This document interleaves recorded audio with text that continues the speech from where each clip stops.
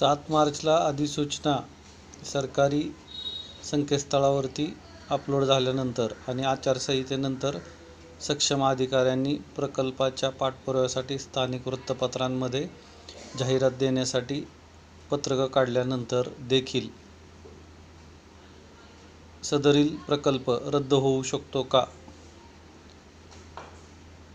होऊ शकणार असेल तर कुठल्या आधारे? चॅनलला नवीन असाल तर सबस्क्राईब करा, बेल आयकॉन प्रेस करायला विसरू नका. तसेच कमेंट करायला देखील विसरू नका. व्हॉट्सअप नंबर आहे 9307613360